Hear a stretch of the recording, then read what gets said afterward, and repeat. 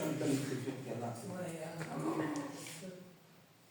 C'est peut-être pour ça que je n'ai jamais jeté, je ne sais pas pourquoi. Chaque fois que je tourne sur cette feuille-là, je vois l'écriture d'Hélène. Tu sais, il y a des numéros. Ouais, juste. Tu sais l'envoyer? Ouais, je vais le tableau de toute façon. Tableau, ouais. Ici. C'est moi. Papa. Papa. On va commencer par prier.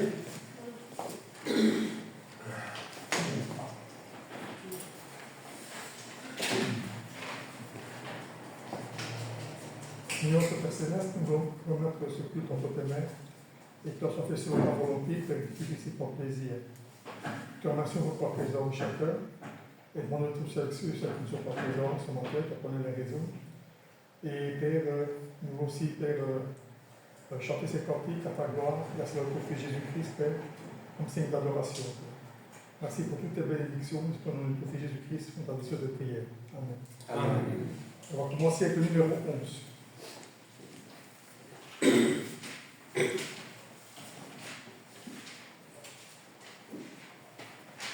Tout ce monde appartient à mon bien-aimé Père. De lui provient ce que contient le ciel comme la terre.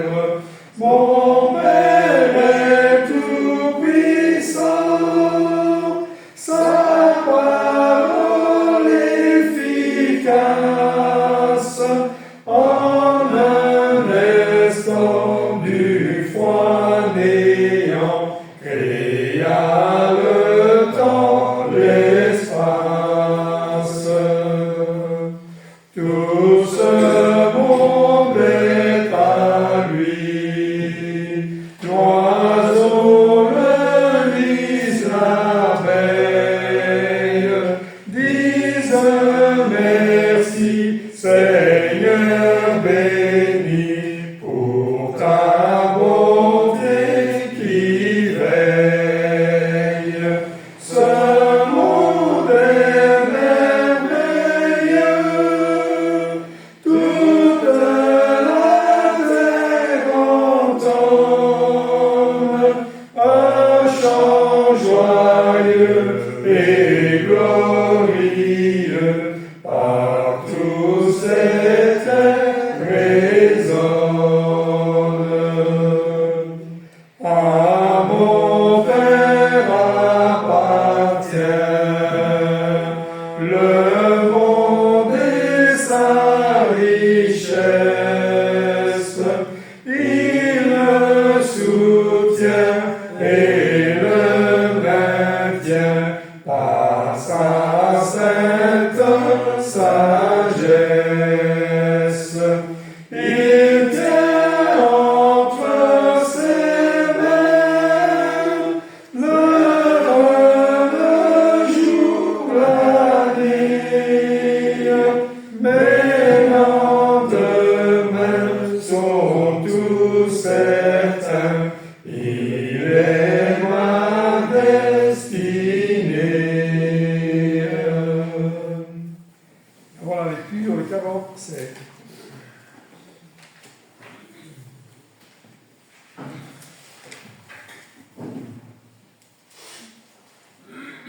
Les cieux et la terre célèbrent en chœur la gloire du Père, du Dieu créateur. Il est redoutable dans sa majesté. Il est admirable dans sa charité.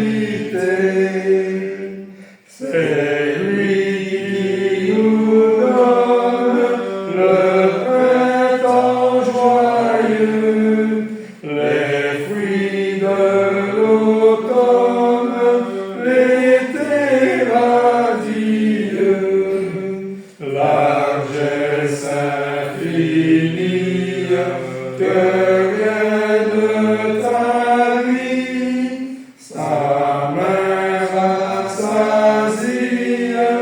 tout être qui vit, ta vive lumière des cieux enflammés, l'ombre et le mystère des bois embaumés, le flot qui murmure, la fleur qui sourit, tout dans la nature nous parle de lui. Mais ô Dieu suprême, plus que tout est don, c'est ton amour même que nous adorons. Ô source éternelle de grâce et de paix, ton peuple fidèle te loue à jamais.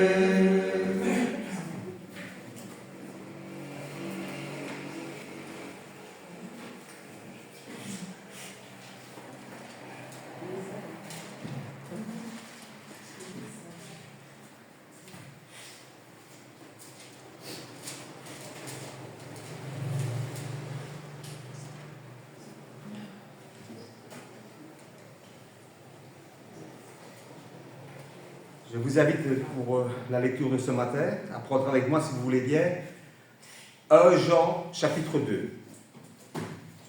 1 Jean chapitre 2.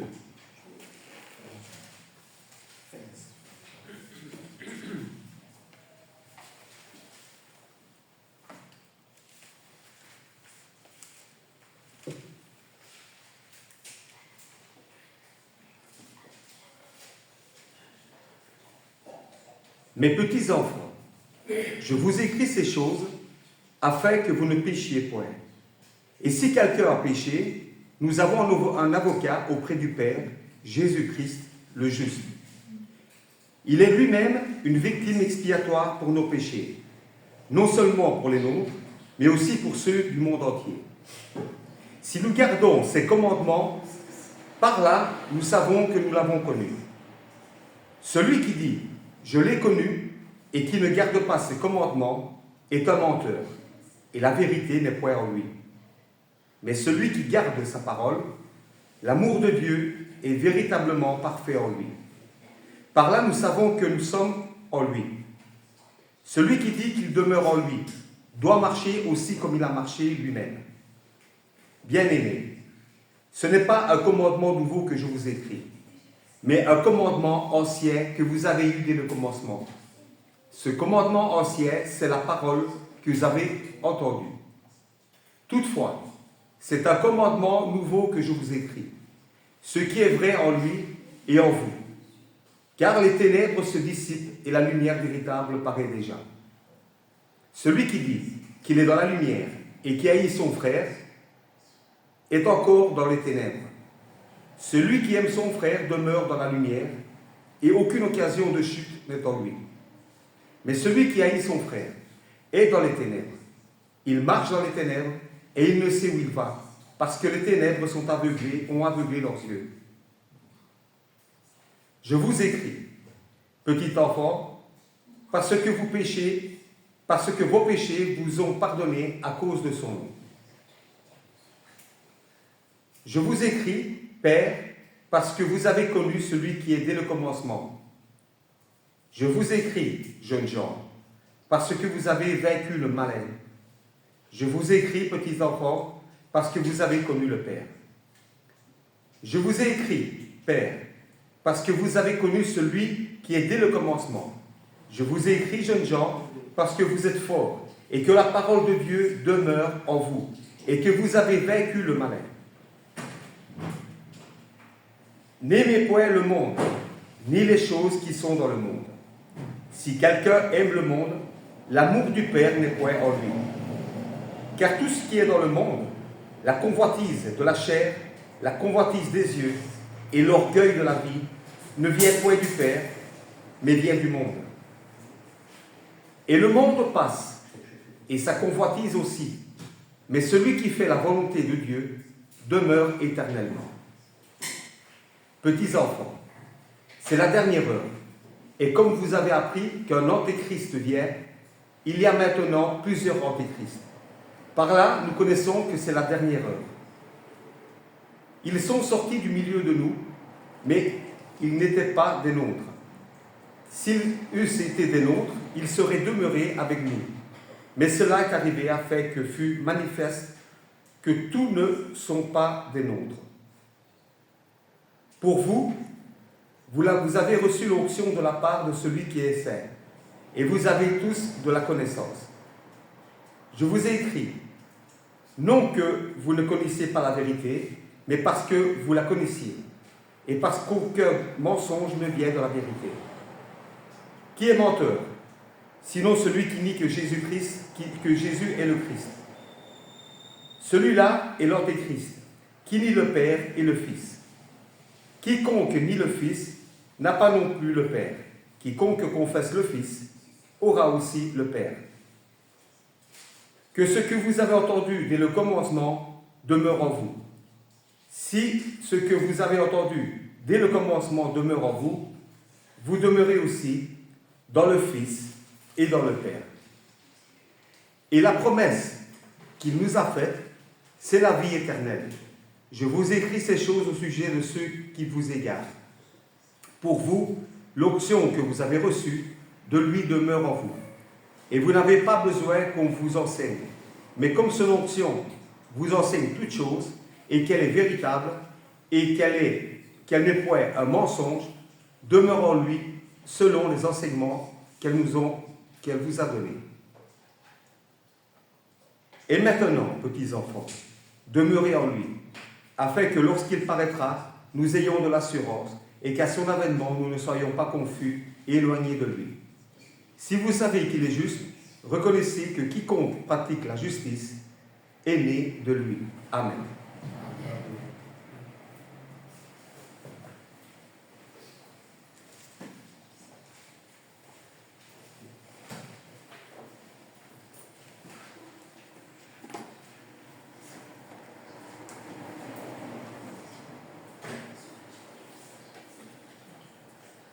Le 59.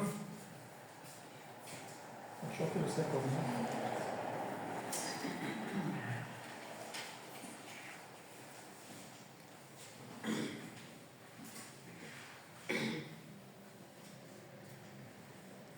L'agneau sur son trône, apportons la couronne. Il a conquise sur la croix, il est le roi des rois. Éveille-toi, mon âme, bénis, adore, acclame, avec tous les anges du ciel, Jésus Emmanuel. À l'agneau sur son trône, l'encens et la couronne, car il est le Verbe incarné d'une Vierge aînée. Ô sagesse profonde, le Créateur du monde, pour vaincre le mal triomphant, s'est fait petit enfant. Il eut la croix pour trône, l'épine pour couronne, mais le Père a glorifié son Fils crucifié. Ô presse de la vie, la mort est asservie. Ordonne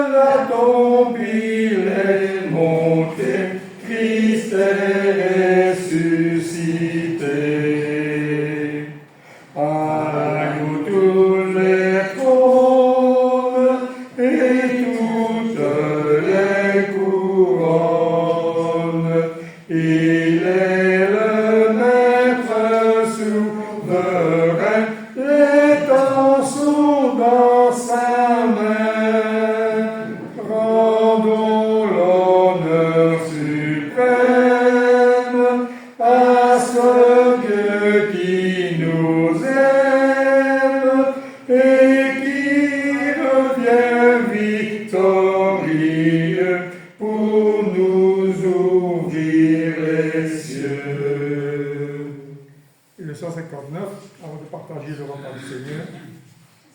159.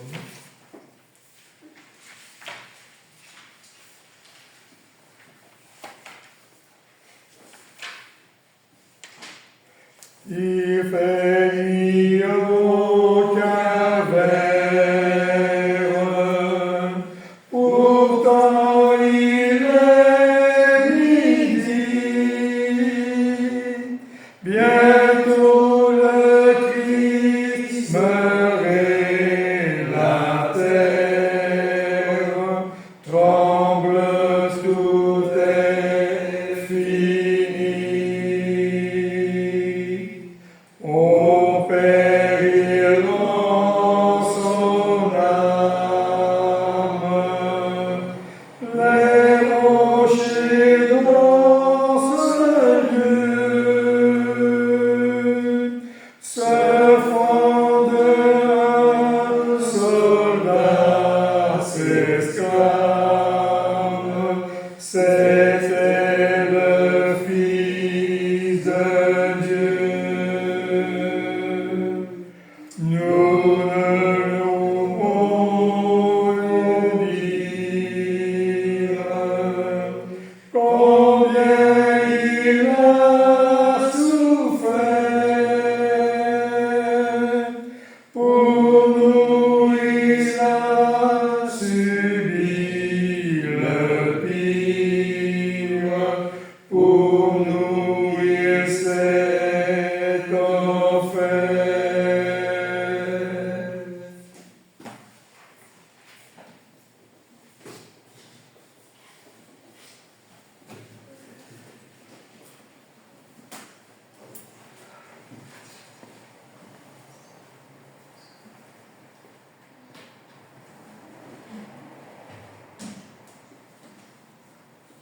Dans le cantique qu'on vient de chanter, à la fin de la deuxième strophe, il est dit « Et un soldat s'exclame, c'était le Fils de Dieu. »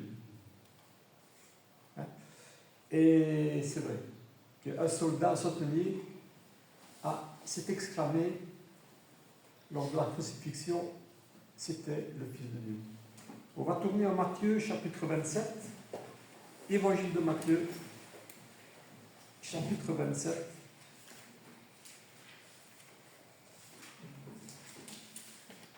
Où nous voyons que finalement c'est un peu parce que Jésus affirme qu'il est le Fils de Dieu, qu'il a été condamné et crucifié. Au verset 43 par exemple, on voit qu'il est condamné face à ce simulacre de jugement, et le peuple dit « Il s'est confié en Dieu », verset 43, « que Dieu le délivre maintenant s'il aime, car il a dit « Je suis fils de Dieu ».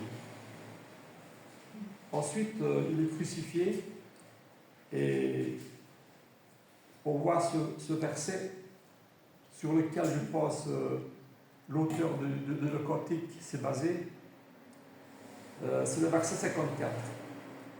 On voit un centenier qui se tient près de lui, qui a vu ce qui s'est passé, donc le tremblement de terre,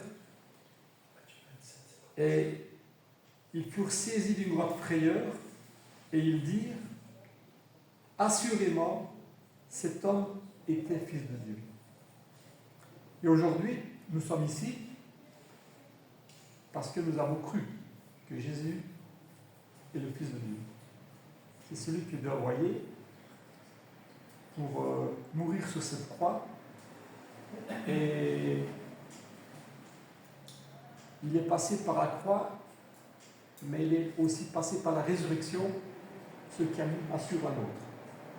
Et donc je vais lire quelques versets dans cet évangile de Matthieu, verset 27, à partir du verset 26. Matthieu 27, verset 26.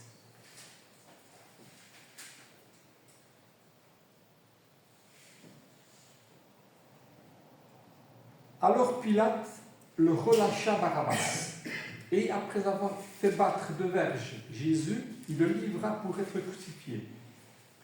Les soldats du gouverneur conduisirent Jésus dans le prétoire, et ils assemblèrent autour de lui toute la cohorte.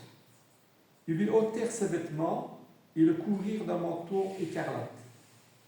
Ils tressèrent une couronne d'épines qu'ils posèrent sur sa tête et lui mirent un roseau sur la main droite.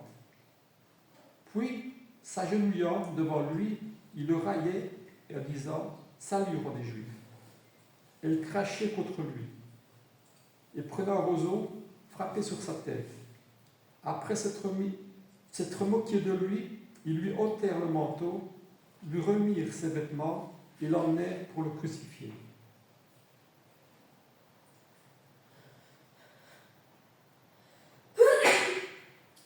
Lorsqu'ils sortirent, ils rencontrèrent un homme de Cyrène, appelé Simon. Ils le forcèrent à porter sa croix. Arrivèrent au lieu Golgotha, ce qui signifiait le lieu du crâne. Ils lui donnèrent à boire du vin mêlé de fiel, mais quand il y goûtait, il ne voulut pas boire. Après l'avoir crucifié, ils se partagèrent ses vêtements en tirant au sort, afin que s'accomplisse ce qui avait été annoncé par le prophète. Ils se sont partagés mes vêtements. Ils ont tiré au sort ma tunique. Puis, ils s'assirent et le regardèrent. Pour indiquer le sujet de sa condamnation, on écrivait au-dessus de sa tête « Celui-ci est Jésus, le roi des Juifs ».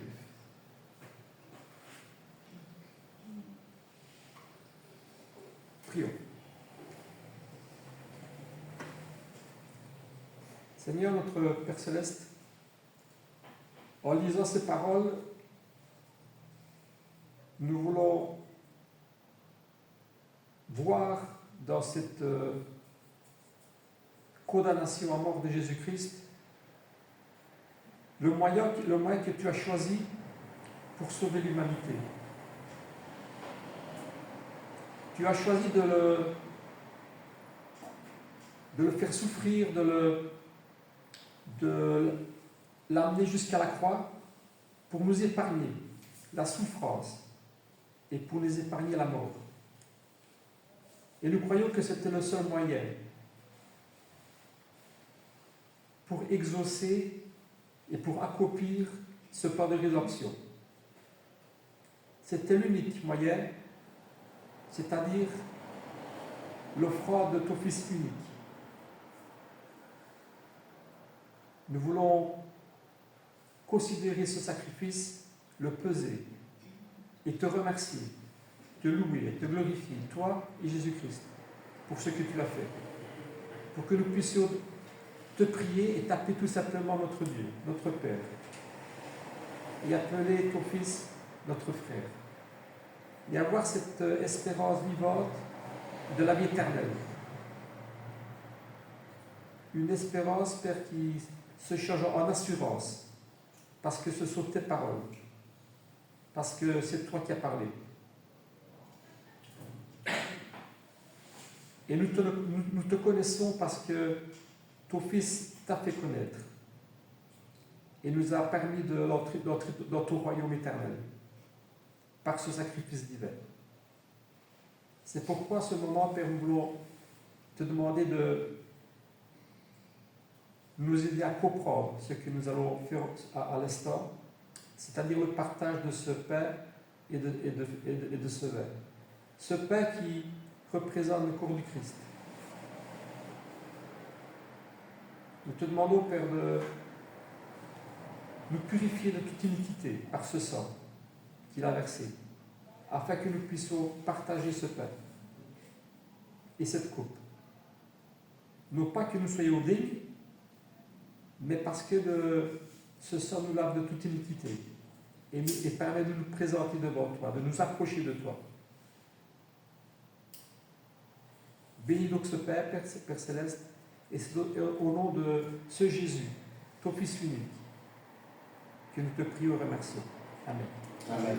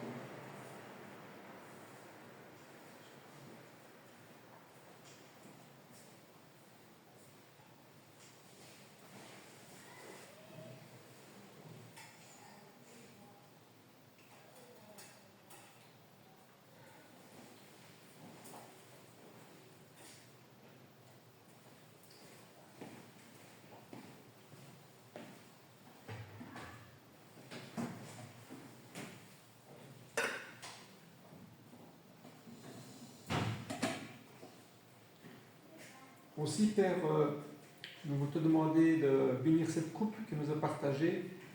Et nous savons qu'elle représente ce sang précieux qui a été versé sur la croix pour nous laver de nos iniquités.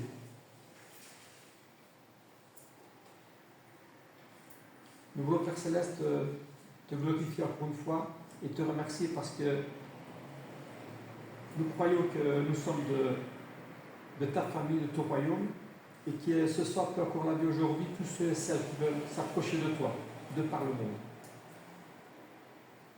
Et encore, c'est encore au nom de Jésus-Christ que nous te prions et remercions pour ces choses.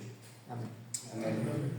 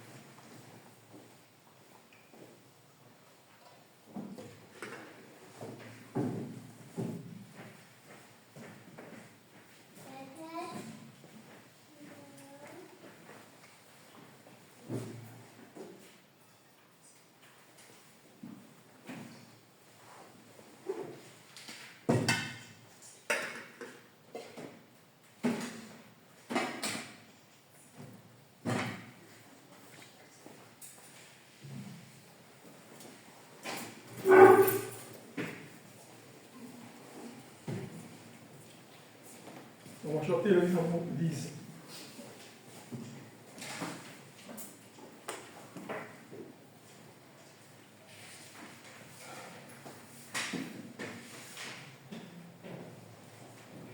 Nous t'adorons, Dieu vivant et fidèle,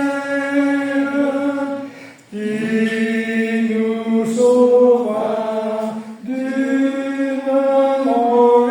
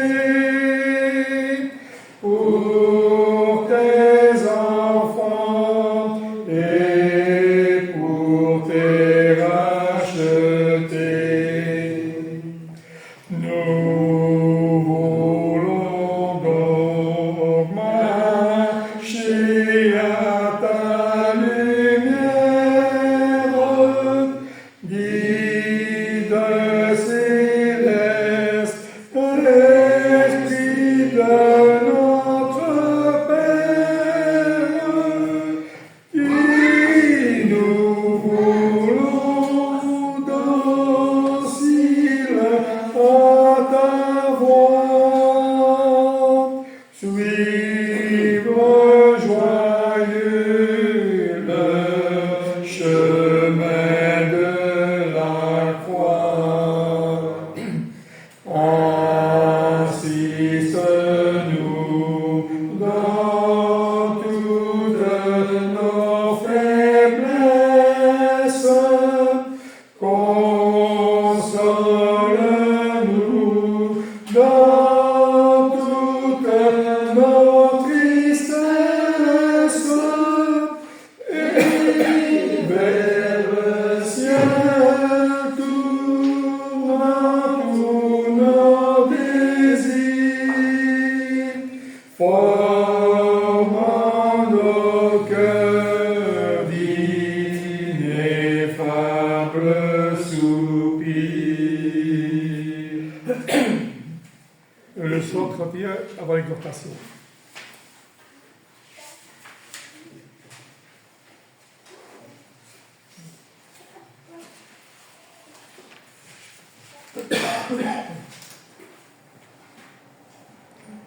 Le nom de Jésus est si doux, de Dieu des amants le goût. Il nous appelle au rendez-vous. Précis le nom de Jésus. Jésus, béni soit ton nom. Jésus, ô merveilleux don. Jésus, suprême rançon. Sois adoré pour toujours.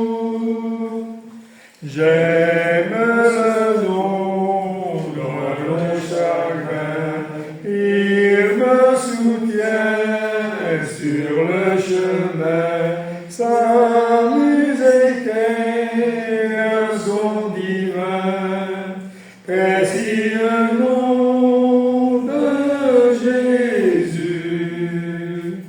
Jésus, béni soit ton nom. Jésus, ô merveilleux don. Jésus, suprême rançon. Sois adoré pour toujours. J'aime le nom de mon Sauveur, car lui seul connaît tout mon cœur. Lui seul me rend plus que vainqueur. Précis le nom de Jésus. Jésus, béni soit ton nom. Jésus, ô merveilleux don. Jésus, suprême rançon. Sois adoré pour toujours. Et si parfois j'ai succombé, si dans le mal je suis tombé, son long puissant m'a racheté. Précis le nom de Jésus. Jésus, béni soit ton nom. Jésus, ô merveilleux don. Jésus, suprême rançon. Sois adoré pour toujours. Et lorsqu'enfin lui je serai, et lorsqu'enfin je le verrai, alors sans fin je redirai, précis le nom de Jésus. Jésus, béni soit ton nom. Jésus, ô merveilleux nom. Jésus, suprême même rançon, sois à jamais pour toujours.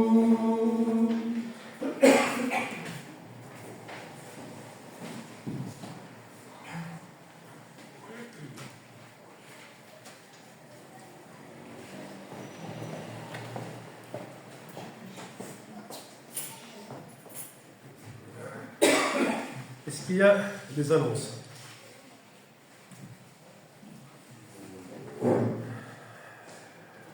Cet après-midi, il y a Stéphane et Fina qui reviennent d'Italie. Et lundi, Mamie avec Joël qui reviennent de Washington. Après le long séjour. Et s'il n'y a pas d'autres annonces, Hélène, peut-être, je ne sais pas. On va peut-être marquer le numéro de téléphone. Ouais, après on va marquer le. Hélène a un téléphone dans sa chambre. Donc pour ceux et celles qui le veulent, ils peuvent appeler Hélène. Ceux qui ne savent pas se déplacer, qui veulent avoir des nouvelles. On va noter le numéro de téléphone après. Le sujet de l'étude de ce matin, c'est par rapport à l'étude qu'on a fait mercredi, où on lisait en Jean chapitre 4, tu te rappelles? On parlait de ceux qui devaient adorer en esprit et en vérité. Le verset 23, dans le même passage, donc en Jean chapitre 4, Jean chapitre 4, verset 23.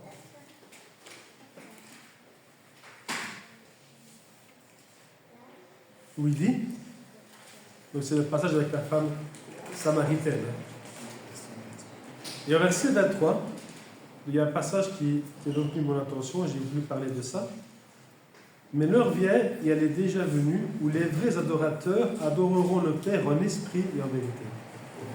On avait parlé de ça mercredi, mais je vais bien relever un peu sur le terme les vrais adorateurs.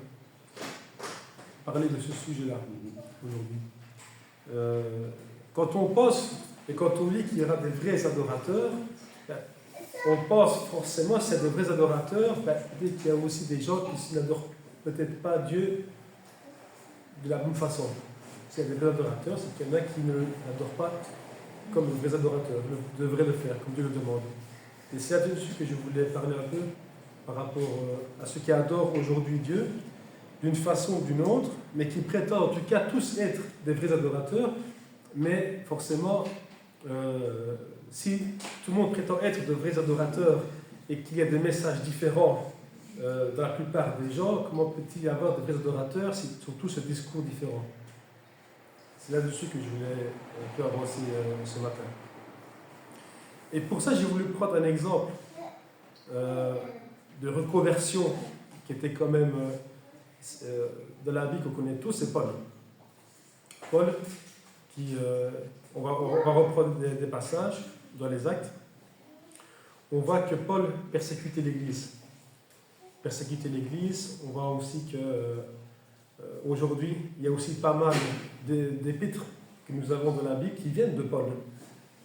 Mais il était bien, je pense, de revoir un peu d'où vient Paul et ce qu'il a fait changer d'avis et pour quelles raisons, même si Paul a pu peut-être mal servir ou mal adorer Dieu d'une façon, qu'est-ce qui nous empêche, nous aussi, aujourd'hui au XXIe siècle, des gens encore de mal adorer aussi, ou de bien adorer, tout simplement.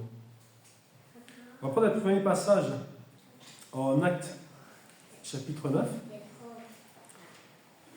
C'est la conversion, en fait,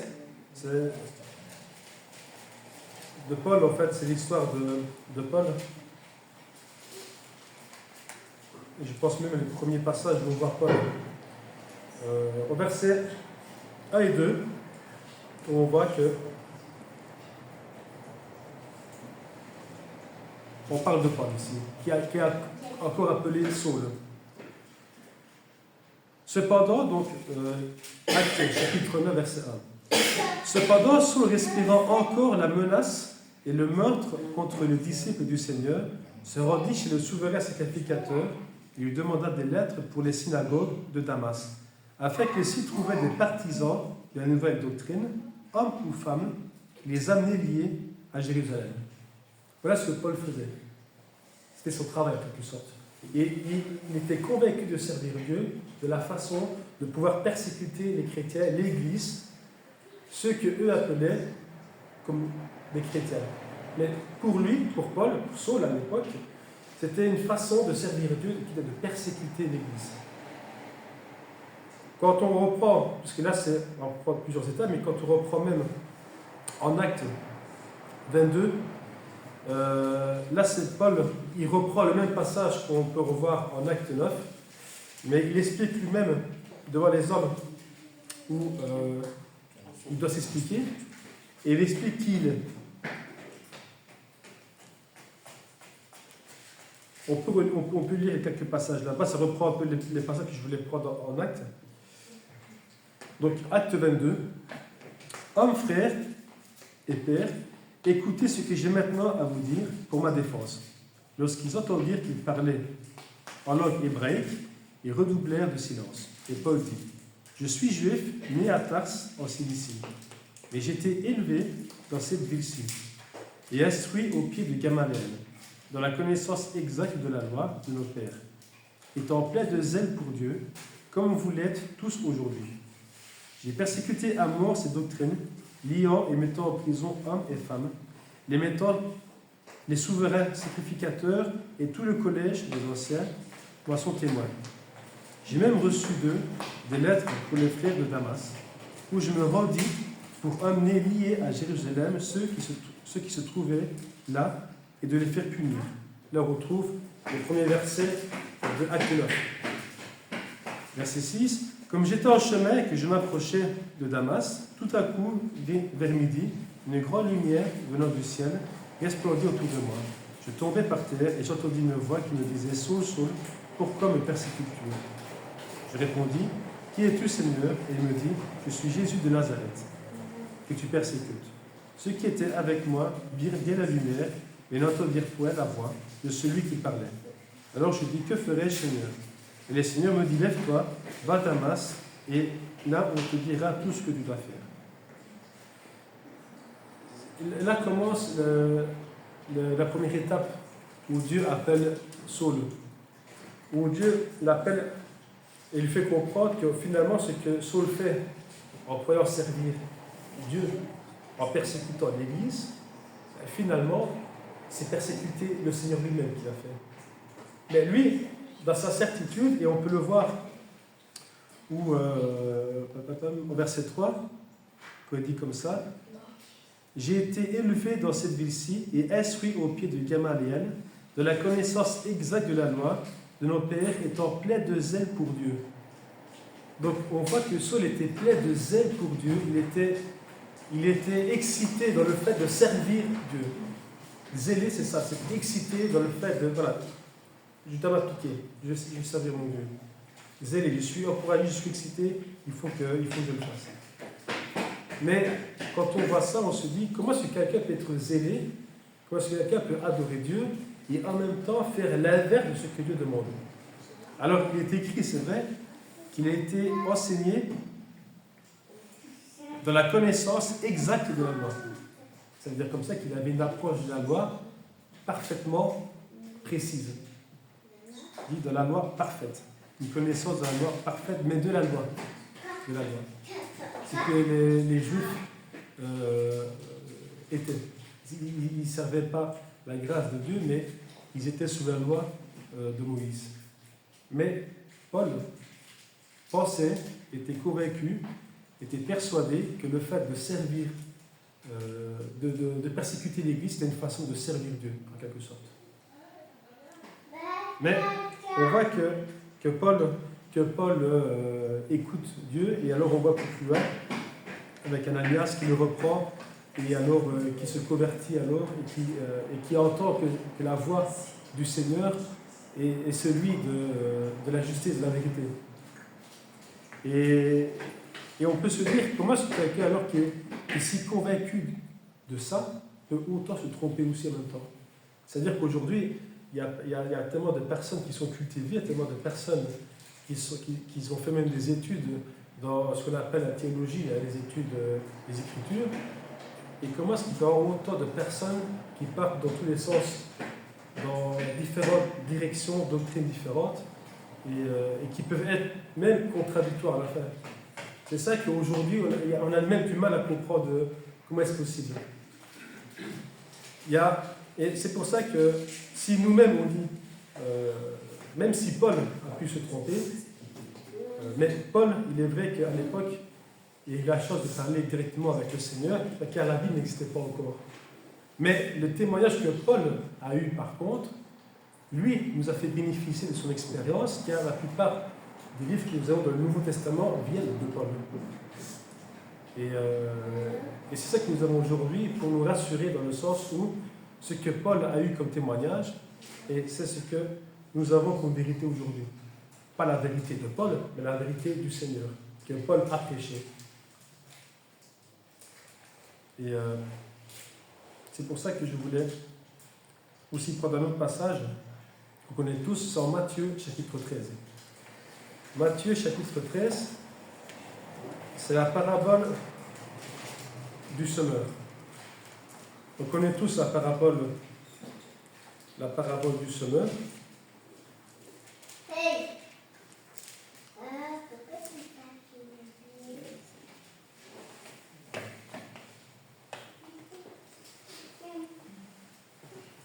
Et on voit que Jésus parle en parabole.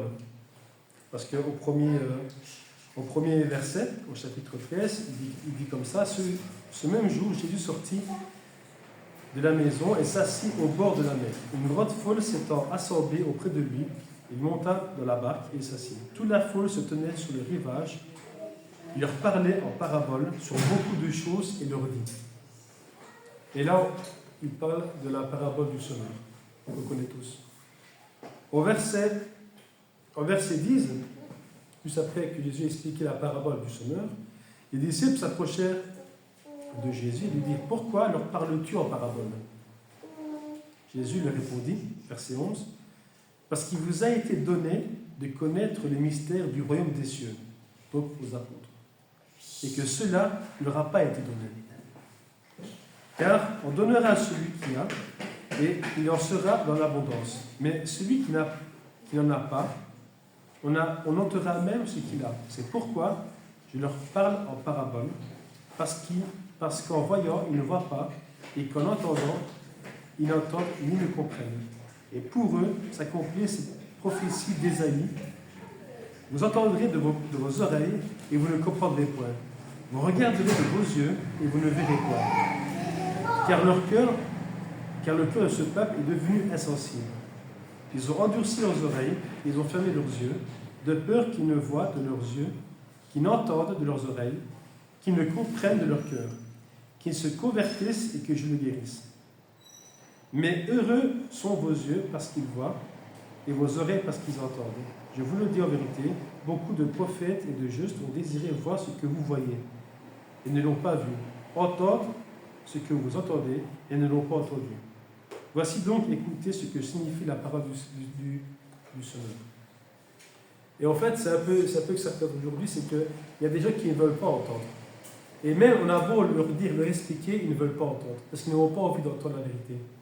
Et ça, c'est une parole que reprend que Jésus, du prophète Ésaïe. Et c'est pour ça qu'il y a autant de personnes, c'est qu'ils n'ont pas envie simplement d'entendre. Alors les gens vont dire, oui, mais comment se fait-il que, voilà, un dit ça, l'autre dit ça, l'autre dit ça. D'accord, mais aujourd'hui, nous avons la parole aujourd'hui. Et aujourd'hui, il n'y a pas vraiment d'excuse valable pour dire pourquoi est-ce que l'un comprend ça et l'autre comprend autre chose. Et en plus de ça, tout le monde va dire « je suis moi dans la vérité ». Mais s'il y a une seule vérité, pourquoi est-ce qu'il y a autant d'adorateurs différents? Ici, il y a un problème.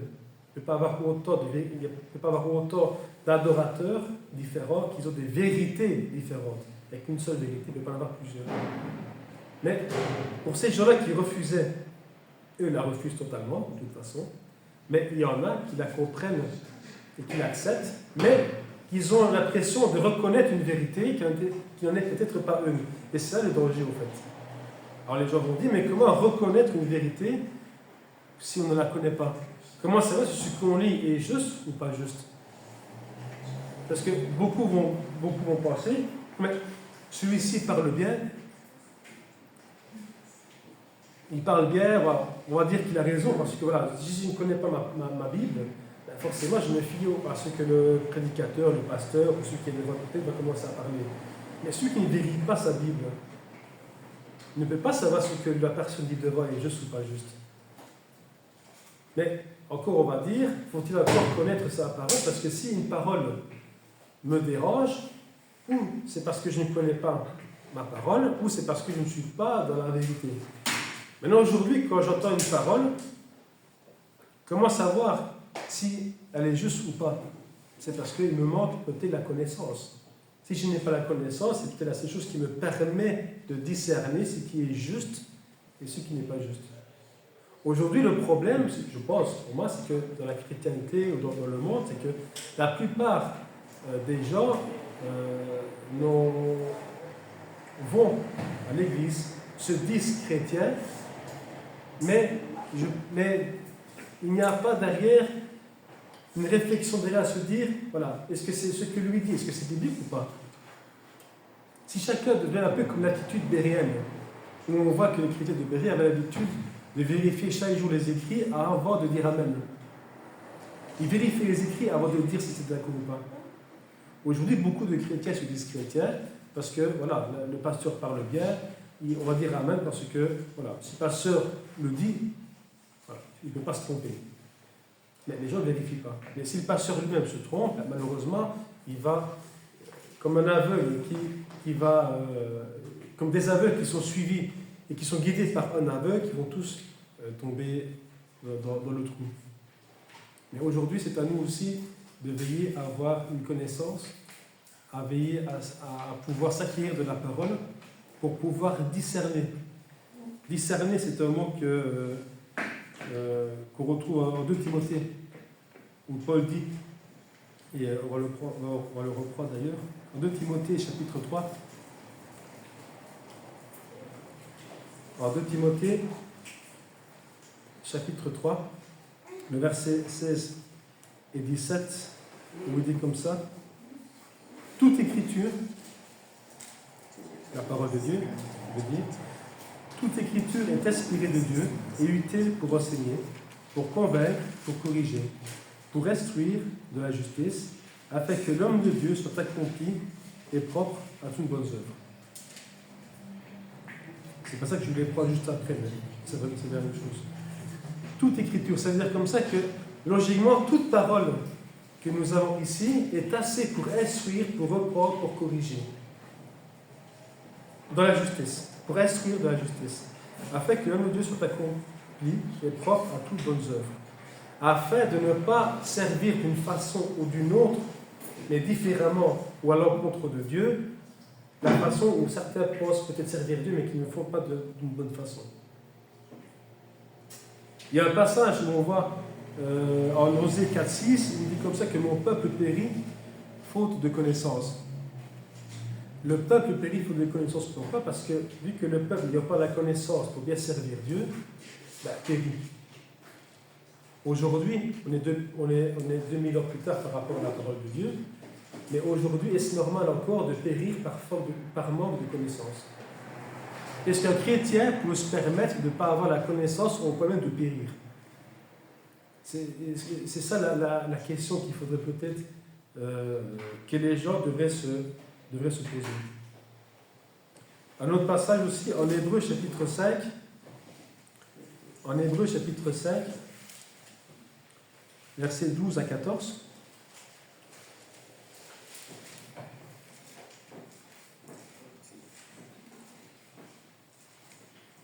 C'est un passage que vous connaissez tous aussi.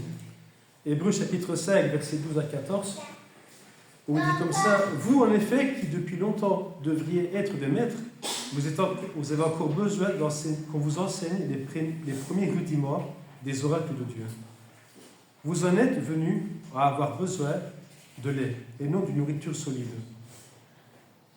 Or, quiconque qui en est au lait n'a pas l'expérience de la parole de justice, car il est un enfant.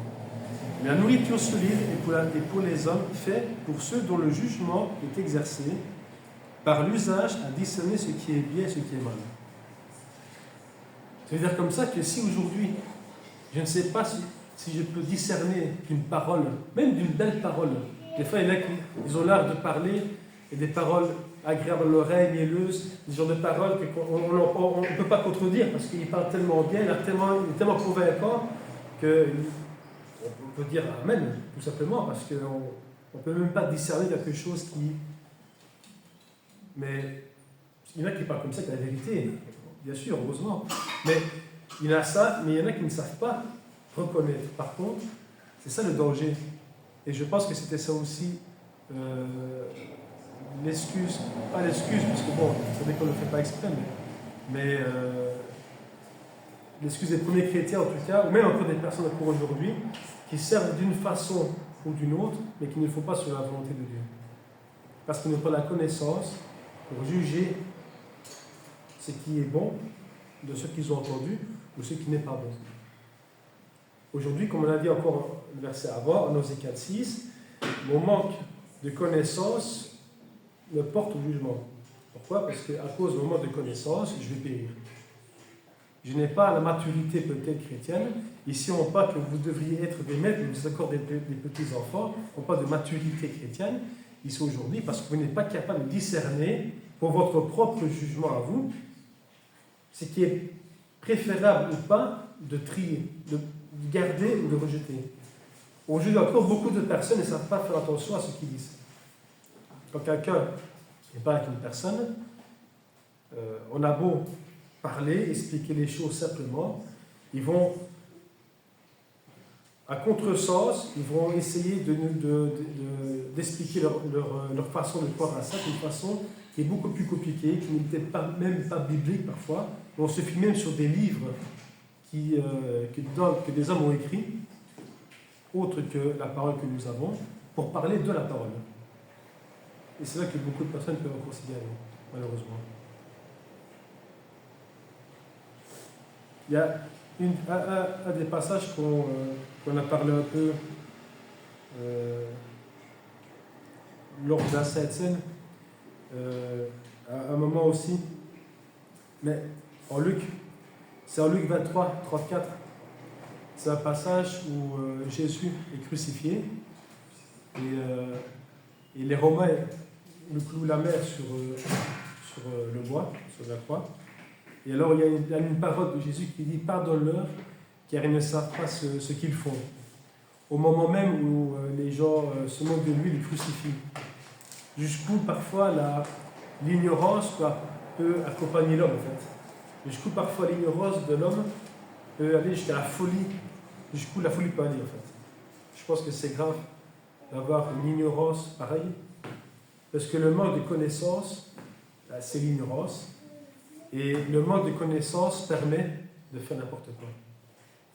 Au point où Jésus a été crucifié par manque de connaissance, au point même des Juifs, même des pharisiens, qui connaissaient les paroles même de Paul, qui étaient pourtant même convaincus d'être dans la vérité et de servir correctement Dieu, alors qu'ils persécutaient l'Église. Aujourd'hui, si nous sommes ici, c'est parce que nous avons conscience de la vérité que nous avons dans la parole de Dieu, où nous devons nous rapprocher de cette vérité-là, mais ça appelle aussi pour chacun de nous, dans le sens pour ceux qui ne le sont pas, ceux qui le sont, de se remettre en question. Celui qui ne se remet pas en question ne peut pas vraiment savoir où est-ce qu'il en est. Celui qui se remet en question, c'est une façon pour lui de se rendre compte par rapport à la parole de Dieu, ceux qui croient, ceux qui ne croient pas. Le fait de parler avec des gens qui ne pensent pas forcément comme nous par exemple, ou moi comme eux, peu importe, c'est une façon de parler avec eux, c'est une façon aussi de voir où est-ce que moi je pense par rapport à ma foi. Tiens, pourquoi est-ce que moi je crois ça et parce que lui croit ça? Qu'est-ce qui lui permet de penser ça en disant ça et moi qu'est-ce qui me permet de comprendre ça quand je dis ça? On avait dit, mercredi je pense qu'on parlait un peu lors de l'étude, on disait comme ça que en parlant avec les gens, t'aimes bien, et moi aussi j'aime bien ça, t'aimes bien aussi comprendre pourquoi est-ce qu'ils pensent ça. Parce que c'est bien, on parle avec les gens, ils vont nous répondre, tu n'es pas forcément d'accord sur un sujet, peu importe le sujet, mais moi j'ai bien compris pourquoi est-ce que lui pense à ça.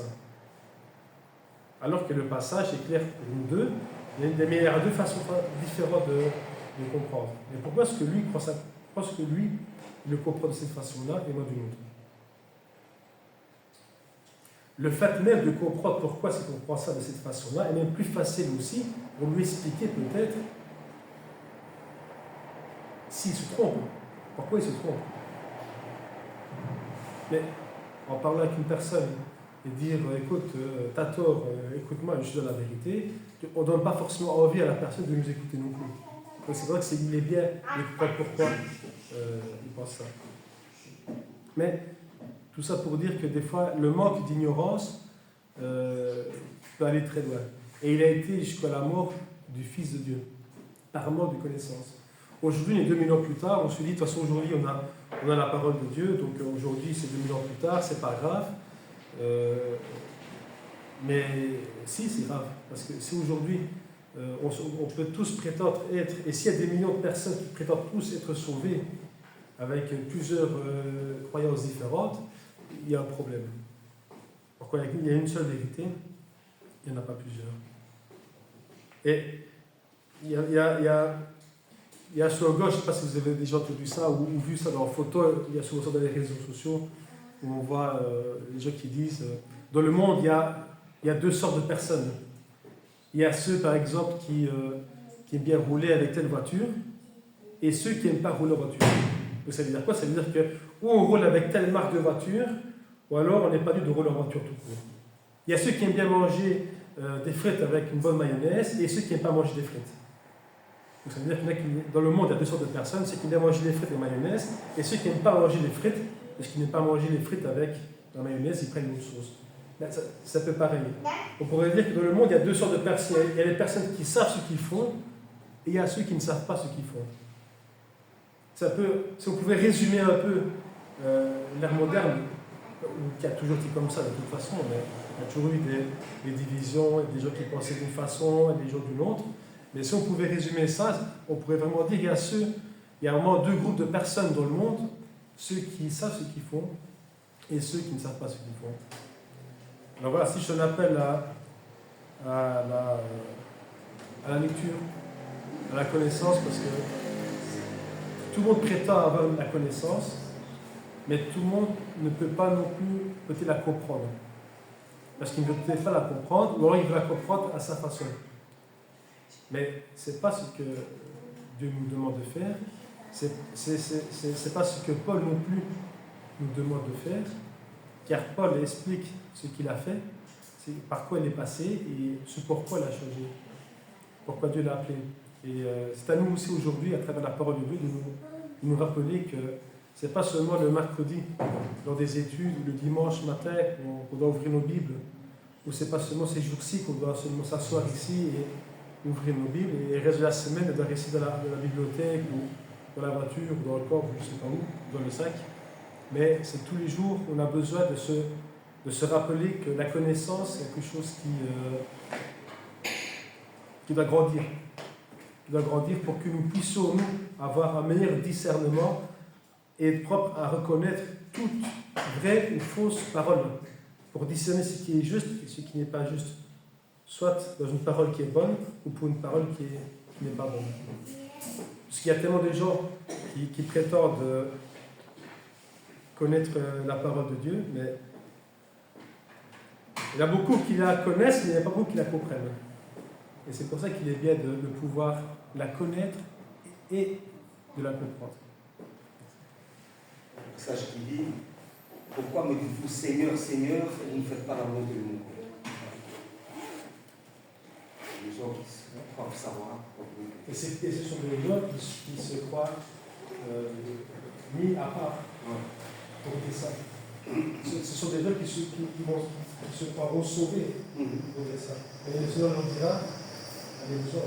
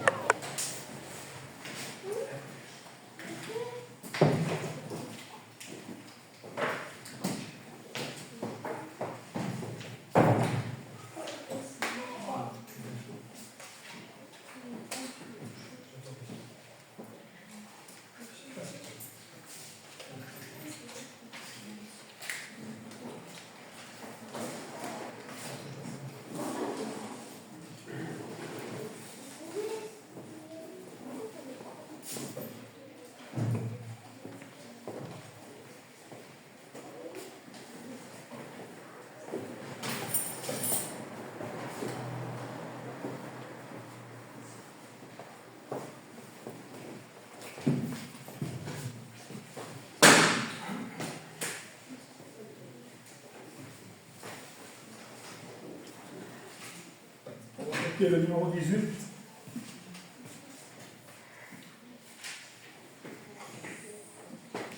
Contemplez mon Dieu sur son trône, vivre avec Jésus dans le ciel, jeter à ses pieds ma couronne, c'est là le bonheur éternel. Dans le ciel, vivre avec Jésus dans le ciel. Dans le ciel, c'est là le bonheur éternel. Unir ma voix au chant des anges, bénir, louer Emmanuel, chanter à jamais ses louanges, c'est là le bonheur éternel. Dans le ciel, vivre avec Jésus dans le ciel,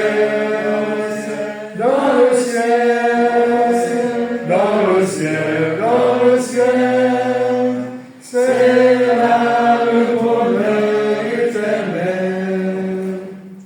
Et voilà la prière 298.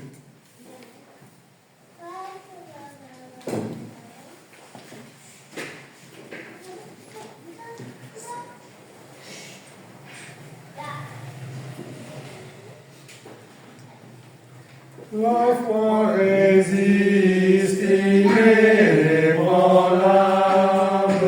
quand elle est placée en Jésus. Elle donne un cœur charitable, jamais en lui l'on n'est confus. Si notre cœur croit en Jésus, nous ne serons jamais déçus. C'est cette foi calme et sereine qui les a si bien soutenus. Tous les saints martyrs dans l'arène, au froid cachot les détenus. Si notre cœur croit en Jésus, nous ne serons jamais déçus. La foi, c'est la ferme assurance de ce qu'attendent les élus. Elle est au cœur cette espérance des bienfaits jamais encore vus. Si notre cœur croit en Jésus, nous ne serons jamais déçus.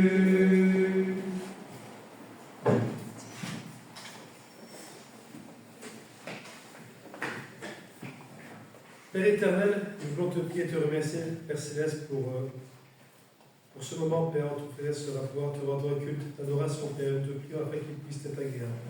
C'est en tout cas notre souhait, notre vœu, Père.